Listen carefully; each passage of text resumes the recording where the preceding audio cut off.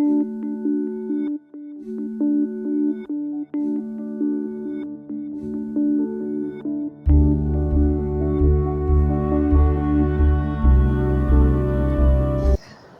everyone, Dr. Fakra, gynecologist.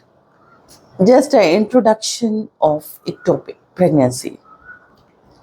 जितने लोगों को बोलते हैं कि कितना कॉमन है डॉक्टर ये ectopic pregnancy, तो अगर अनुमान अब देखा जाए तो 100 में 1 या 2%, यानी कि 100 प्रेगनेंसी में 1 या 2 लोगों को ही हो सकती है। लेकिन फिर भी ये 1 या 2 लोग को तो होती है ना, इसलिए अवेयरनेस जरूरी है। सेकेंड क्वेश्चन, अगर एक बार एक्टोपिक हो गया तो दूसरे ट्यूब्स में एक्टोपिक के कितने चांसेस हो सकते हैं? 10 to 15%, because there is high chance कि आपकी अदर ट्यूब भी शायद डैमेज है। शायद अगर वो HSD में ओपन है फिर भी उसकी फंक्शन अच्छी काम नहीं कर रही है, ट्यूब्स अच्छी तरीके से काम नहीं कर रहे। थर्ड, डॉक्टर आप ट्यूब्स निकालने के बदले आप मेडिसिन दे दो, जिसको हम लोग medical management of ectopic pregnancy बोलते हैं।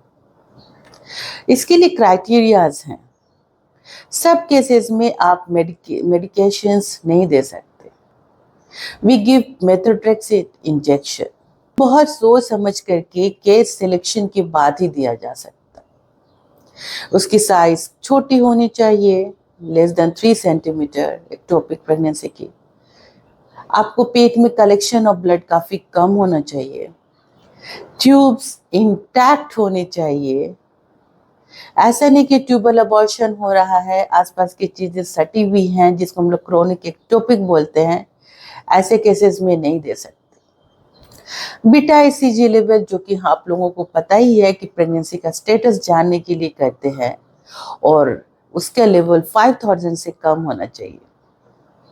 इंजेक्शन हम लोग देने के बाद पेशेंट को जनरली एडमिट करते हैं और उसके बाद फिर से बीटा ECG लेवल टेस्ट करते हैं।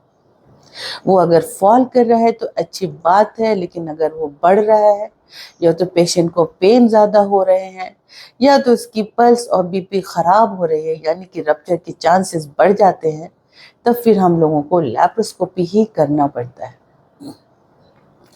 Even after the tubal conserving surgery, यानी कि जिसमें हम ट्यूब्स को बचा करके आप एक्टोपिक निकालते हैं, या तो फिर मेडिकल मैनेजमेंट जिसमें कि मेथोट्रेक्सेट इंजेक्शन दे करके कंजर्वेटिव मैनेजमेंट करते हैं,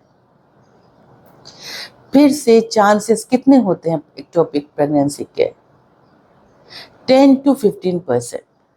इस चीज को आपको एक्सेप्ट करना पड़ेगा, और नेक्स्ट प्रेगनेंसी जब आप प्लान करें तो आपको बहुत ज़्यादा अलर्ट रहना पड़ेगा। तो ये सब रही बात एक्टोपिक प्रेगनेंसी की, और मैं जस्ट ये चाहती हूँ कि किसी को ना हो, लेकिन साइलेंट इन्फेक्शन जो कि इम्पोर्टेंट कारण है, उसको लेकर के काफ़ी मसला है। समझ में आ रही बात?